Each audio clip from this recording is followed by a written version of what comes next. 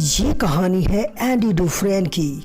Andy एक बड़े bank का बैंकर होता है जो कि अपनी पत्नी और उसके लवर के मर्डर के जुर्म में जेल गया होता है। यह ऐसी जेल होती है कि जिससे किसी भी कैदी को निकलना नामुमकिन होता है। इस जेल का नाम शॉशैंक रिडेम्पशन होता है। शॉशैंक रिडेम्पशन जेल इतनी कड़ी सिक्योरिटी वाली जेल होती है कि यहाँ से भागना नामुमकिन होता है। कुछ कैदियों का पूरा जीवन इसी जेल में बीतता है। इस जेल के नियम कायदे काफ़ी सख्त होते हैं। यहाँ से भागने पर काफ़ी प्रताड़ित किया जाता है। इस जेल में एक नया कैदी आता है जिसका नाम होता है एंडी। एंडी एक दिन एक कैदी से मुलाकात करता है जिसका नाम होता है मिस्टर रेड। मिस्टर रेड इस जेल के अंदर बाहर से किसी भी चीज़ को मुहैया कराने के लिए एक बेहतरीन आदमी होता है। एंडी उससे कहता है, मुझे एक छोटी सी हथौड़ी और एक बड़ा सा पोस्टर चाहिए। मिस्टर रेड बोलता है, ये काम हो जाएगा। और इसके बाद वो आगाह करता है कि उन तीनों की तुम पर बुरी नज़र है। एंडी कहता है कि यदि मैं उनसे कह दूं कि मैं गे नहीं हूँ, वो कहता है इससे उनको कोई फ़र्क नहीं पड़ता। इधर फिल्म में दिखाया जाता है कि मिस्टर रेड छोटी सी हथौड़ी को देखते हैं और कहते हैं कि इससे सुरंग बनाने में 600 साल लग जाएंगे और एंडी तक उसका सामान पहुंचा दिया जाता है। आगे की फिल्म में दिखाया गया है कि यहाँ से वो तीनों दरिंदे एंडी को पकड़ लेते हैं और उसे शारीरिक रूप से शोषण करते हैं। यह सिलसिला काफ़ी 2 सालों से चलता आ रहा है। एंडी इन सब चीज़ों के बारे में किसी से बात नहीं करता। वो चुपचाप गुमनाम रहता है।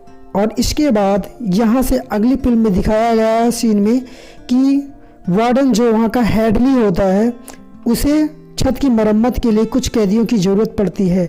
इसमें मिस्टर रेड और एंडी डुफ्रेन भी होते हैं। वो कहता है, एक मेरा भाई है जो मेरे लिए $30,000 छोड़ गया है, लेकिन वो मेरे लिए किसी काम का नहीं है। वो सरकार इसे टैक्स के रूप में ले लेगी। वह कहता है, एंडी डुफ्रेन कहता है मिस्टर हेडली से, क्या तुम अपनी बीबी के ऊपर भरोसा करते हो?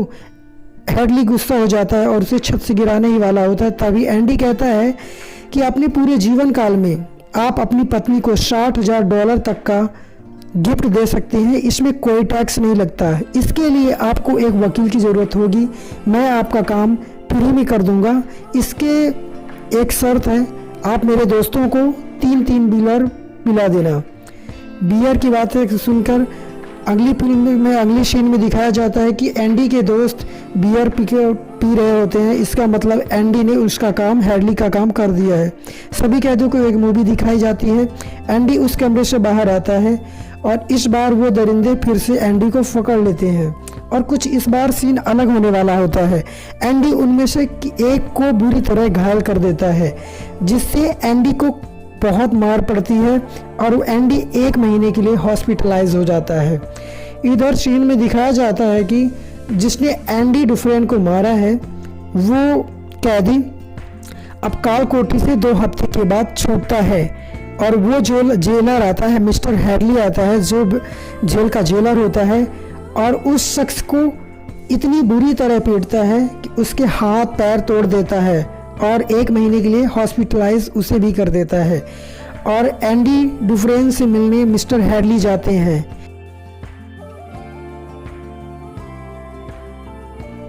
दरअसल सेल की चेकिंग एक बहाना होता है।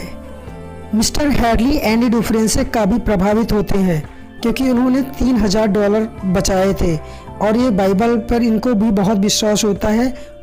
और यहाँ पास लगी हुई पोस्टर को इसका ध्यान हेडली का जाता है। इसके बाद हेडली कहता है, मैं इसकी इजाज़त नहीं देता, लेकिन कभी कभी इसे नज़रअंदाज किया जा सकता है।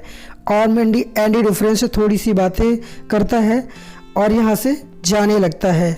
जब जाने लगता है तब वो उसकी वाइबल को भी अपने साथ लेके जाता है, लेकिन फिर कुछ देर बाद वापस लौट के आता है और कहता है मुक्ति इसी में है, और यहाँ से चला जाता है। अगली सुबह फिल्म में दिखाया गया है कि मिस्टर हैडली अपने केबिन में मिस्टर एंडी को बुलाता है और उसे मिस्टर ब्रूक्स के साथ असिस्टेंट लाइब्रेरियन के रूप में पोस्ट कर देता है, और यहाँ पास एंडी अब असिस्टेंट लाइब्रेरियन होता है। यहाँ एंडी दूसरे अफसरों के भी ITR भरना शुरू कर देता है। अब एंडी का काम में एक हेल्पर की ज़रूरत पड़ती है, और एंडी अपने सबसे अच्छे दोस्त मिस्टर रेड को भी अपना असिस्टेंट लाइब्रेरियन बना लेता है, और इन दोनों का काफ़ी अच्छा काम चलता रहता है। और इधर सीन में दिखाया गया है कि जो कि मिस्टर ब्रूक्स होता है लाइब्रेरियन, वो एक कैदी के गले में हथियार रखकर उसे मारने की कोशिश करता है ताकि उसकी सज़ा को बढ़ा दिया जाए। ये कैदी ऐसा इसलिए करता है क्योंकि वो अपने जीवन का ज़्यादा से ज़्यादा टाइम इसी जेल में बिताया होता है।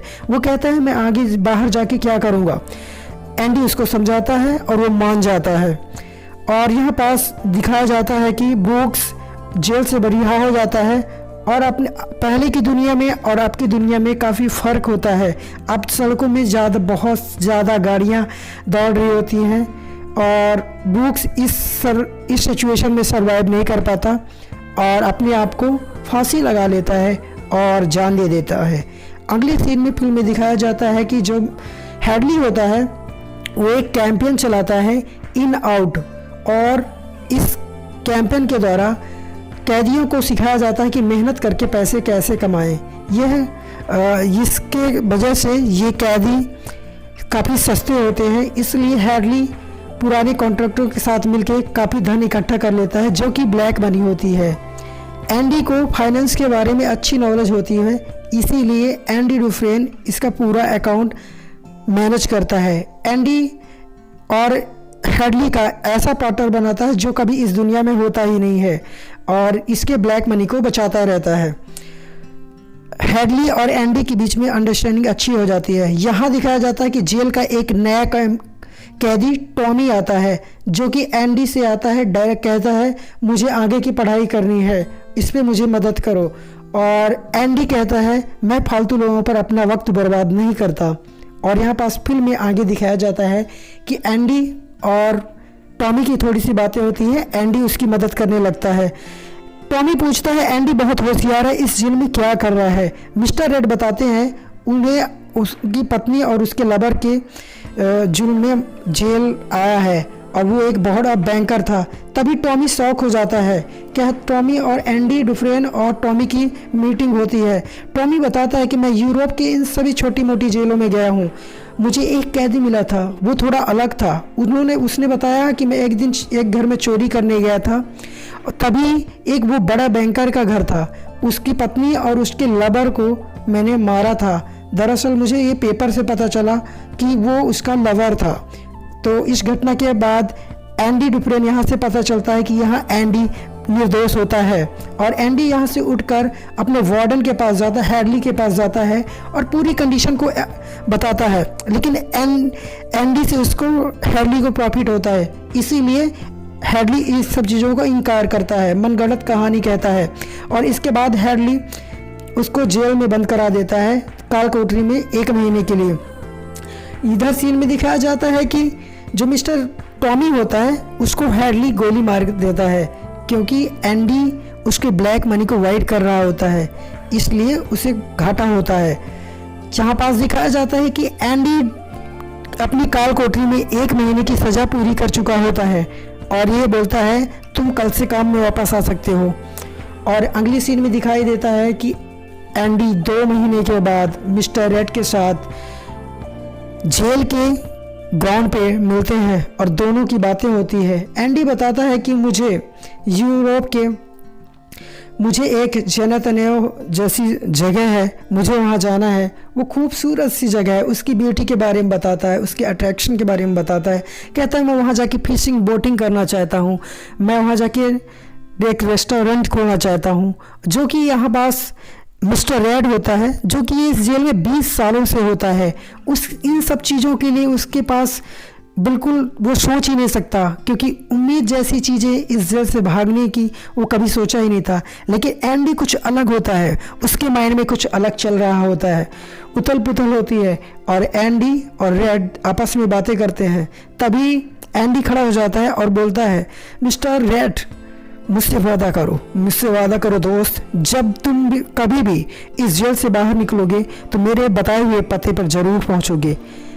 एक ग्राउंड का पता देता है और एक बड़े से पेड़ के नीचे एक बाउंड्री वाल होता है, वहाँ एक ब्लैक कलर का बड़ा सा पत्थर होता है, तुम्हें वहाँ जाना होगा। मिस्टर रेड बोलते हैं जी ज़रूर, क्यों नहीं, बिल्कुल। और इसके बाद यहाँ से एंडी और इन दोनों की मीटिंग होती है। यहाँ से एंडी चला जाता है। आज की रात बहुत ख़ास होती है क्योंकि एंडी डुफ्रेन रोज की तरह काम करता है और हेडली उससे कहता है कि मेरे कपड़ों को इस्त्री करवा देना और मेरे जूतों को शीशे की तरह चमका देना। और आज की रात में दिखाया जाता है कि एंडी हेडली का कपड़ा और जूता पहनकर बैठ जाता है। इधर रेड को दिखाया जाता है कि रेड अपने माथे पर हाथ रखता है और सोचता है कि एंडी कभी कहीं सुसाइड न कर ले। और अगली सुबह दिखाता है कि एंडी डुफ्रेन वहाँ से रफू चक्कर हो जाता है, भाग जाता है। और इधर जब वो बॉक्स खोलता है हेडली, उसमें एंडी डुफ्रेन के फटे हुए जूते मिलते हैं। इसको पता चल जाता है कि एंडी उसके साथ कुछ गेम कर चुका है और यहाँ पास किसी कैदी के भागने का अलार्म बज जाता है। इसके दोस्त मिस्टर रेड को बुलाया जाता है और पूछता है वो कहाँ है, और इसके बाद वो कहता है क्या वो कोई भूत था, और इसके बाद उसको डांटता है और उन कंकड़ पत्थर को लेके उसके चेहरे में फेंकता है। और इसके बाद फिल्म में आगे दिखाया गया कि वो पोस्टर की तरफ भी एक कंकड़ पत्थर फेंकता है, जिसमें वो पत्थर उस पोस्टर से लग के गिरता नहीं है, वो आर पार हो जाता है। तभी हेडली अपने हाथों से चेक करता है, हाथ आर पार हो जाता है और वहाँ से एक बड़ी सुरंग दिखती है। हेडली शॉक हो जाता है, एकदम अचंभित हो जाता है और वहाँ से देखता है कि उसने इस जेल से सुरंग बनाकर भाग चुका है और वो पूरी फोर्स को उसको सिक्योरिटी के रूप में उसको पकड़ने के लिए भेज देता है। आगे फिल्म में दिखाया जाता है कि एंडी द्वारा भागे हुए ने टाइम पे वो एक छोटी सी हथौड़ी, एक साबुन और एक कंघी और कुछ एंडी डुफ्रेन के फटे हुए कपड़े इस फोटोज में आपको देखने को मिल रही होगी। फिल्म में आगे दिखाया जाता है कि एंडी कैसे रोज दीवारों को तोड़ता था और तोड़ने के बाद अपने उस मिट्टी को कैसे अपने जेब में, पैंट की जेब से उसको अपने ग्राउंड में ठिकाने लगाता था। आगे सीन में दिखाया जाता है कि एंडी उसके ब्लैक उसने उस दस्तावेज को बनाता है उसको अपने पास रखता है और हेडली की बाइबल को उसके दराज में रख देता है और यहाँ से उसके कपड़े पहनता है और जूते भी पहनता है। यहाँ जूते की सीन दिखाई देगी आपको। जूता पहनता है और अपनी सेल में चला जाता है। और एंडी डुफ्रेन जिस रात जेल से भागता है उस रात काफ़ी बारिश हो रही होती है और बिजली कड़क रही होती है। इससे एंडी डुफ्रेन को काफ़ी फ़ायदा होता है। एंडी जिस गटर से आता है वो 2 फुटबॉल ग्राउंडों की बराबर इतनी लंबी गटर होती है, उस गटर से आता है। एंडी सबसे बाहर आने के बाद सबसे पहले उस बैंक में जाता है जिस बैंक में वो ब्लैक मनी बेनाम आदमी के नाम से रखी होती है। एंडी डुफ्रेन उन सभी पैसों को लेता है और बहुत खुश होता है और एंडी अब यूरोप के लिए रवाना हो जाता है यहाँ से। और उसके काले चिट्ठे जो भी उसके डॉक्यूमेंट होते हैं ब्लैक मनी के, वो इनकम टैक्स डिपार्टमेंट को फैक्स करने के लिए बैंक अधिकारी को कह देता है। इधर इस सीन में दिखाई देता है कि पेपर में ये इनकम टैक्स डिपार्टमेंट में इस घपले के बारे में, इस घोटाले के बारे में छप जाता है।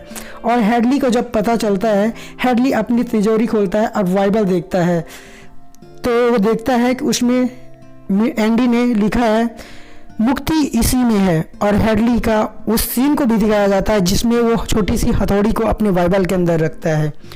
काफ़ी इंटरेस्टिंग कहानी होती है। और यहाँ पास दिखाई देता है जब एंडी उसको बाइबल देता है और कहता है मुक्ति इसी में है। और यहाँ पास जो वार्डन होता है, जो हेडली होता है, वो अपने आप को गोली मार लेता है और जो इसके सहायक साथी होते हैं उन्हें पुलिस गिरफ्तार कर लेती है और लेके चल जाती है। अगली फिल्म की सीन में दिखाया जाता है कि जो मिस्टर रेड होते हैं वो अब रिहा हो चुके होते हैं और उन्हें एक दुकान पे जॉब भी मिलती है और वो अपना जॉब करते रहते हैं। वो उसी रूम में रहते हैं जहां मिस्टर ब्रूक्स लाइब्रेरियन रहते थे और उनके मन में भी मृत्यु, आत्महत्या जैसे ख्याल आते हैं, लेकिन वो कहते हैं नहीं, मैं ऐसा नहीं करूँगा। और वो एक बड़े से ग्राउंड में एक बड़े से पेड़ के नीचे बाउंड्री वॉल के पास जाते हैं और एक बड़े से पत्थर को उठाते हैं, काले पत्थर को उठाते हैं। वहाँ एक छोटा सा उनको बॉक्स मिलता है। उस बॉक्स में उनको कुछ पैसे और यूरोप की एक टिकट मिलती है। उस पत्र में लिखा होता है, दोस्त मैंने जेल के अंदर आपसे कहा था, जिस जगह के बारे में जिक्र किया था। तभी वो मिस्टर रेड कहते हैं जे नतनएल। और इसके बाद वहाँ से एंडी डुफ्रेन का जो कहता है एंडी, उम्मीद बड़ी अच्छी चीज़ होती है। और यहाँ से अगली सीन में दिखाई देता है कि मिस्टर रेड जो होता है वो एंडी के पास पहुंच जाता है और एंडी अपनी बोट का मरम्मत कर रहा होता है। और यहाँ पास ये खूबसूरत फिल्म समाप्त हो जाती है। आपको ये फिल्म कैसी लगी? आई होप आपको बहुत अच्छी लगी होगी। प्लीज़ आप इसे कमेंट में ज़रूर बताएं और हमारा एक्सप्लेनेशन कैसा लगा। सपोर्ट करें, प्यार दें, अपने भाई को सपोर्ट करें। थैंक यू, नमस्कार।